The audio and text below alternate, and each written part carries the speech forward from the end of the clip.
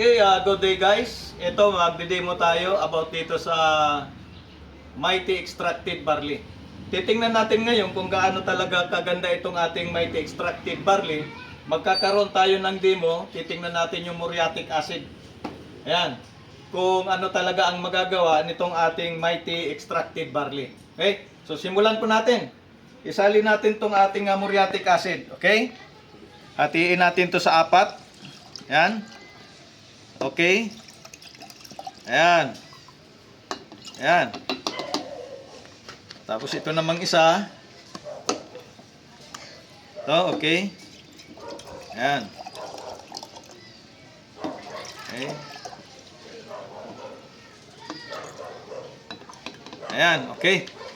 So ngayon po, ang gagawin natin, hindi natin lalagyan ng barley. Ito, lalagyan natin ng 1 sachet, 3 sachet, ito naman 5 sachet. Okay? Andito yung mga fuel. Okay?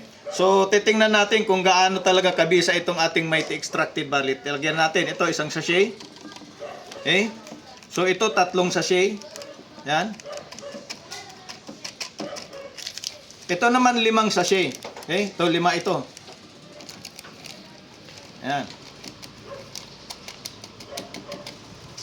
Ayan, okay. So ngayon, isi-shake natin. Ito yung 1 sachet.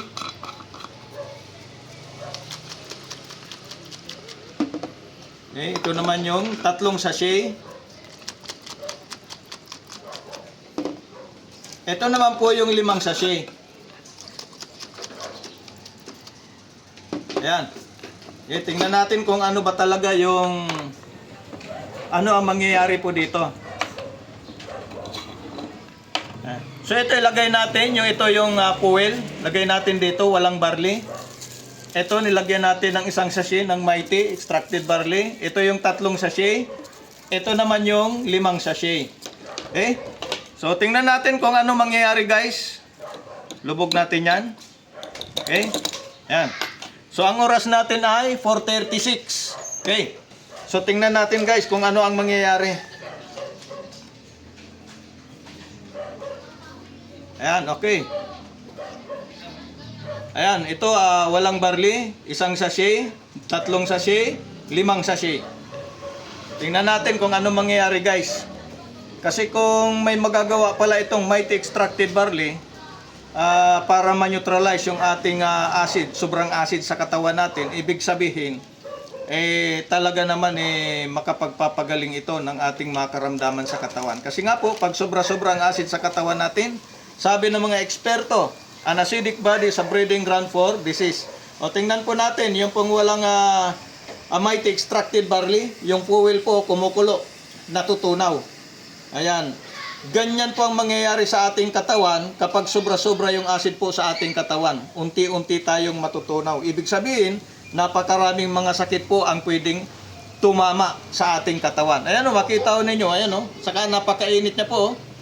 Ayan, sobrang init. Oh, seconds lang. Natunaw po yung fuel. Ito naman, yung 1 sachet, ayan, kumukulo na siya. Okay? Ito naman 3 sachet, nagre-react din siya. Pero mapapansin nyo po, ito pong, itong 5 sachet, wala pong reaksyon. O, ito, kumukulo na. Oh. Maligamgam na siya. Ito, ayan, maligamgam din. Ito, malamig. Ito, sobrang init niya. Okay? So, tingnan natin kung ano pong mangyayari. Okay, tingnan natin po.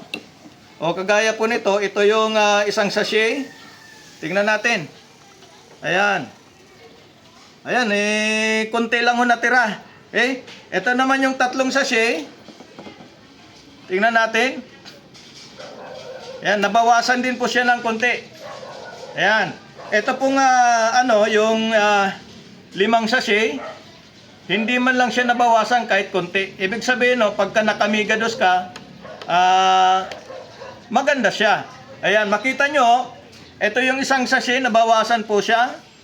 Ayan, may natirang konti. Yung 3 sachet po, nabawasan ng konti. Yung 5 sachet, hindi man lang nabawasan ng konti. Ibig sabihin, kapag nakamigados ka, napakaganda. Ngayon, doon sa mga naghahanap po ng napakagandang barley, Mighty Extracted po ang piliin po ninyo. Bakit po? Sapagkat ang Mighty Extracted Barley po, kayang-kaya nyo mag-neutralize ng sobrang acid po sa ating katawan. Maraming salamat po. Magandang hapon po sa inyo pong lahat.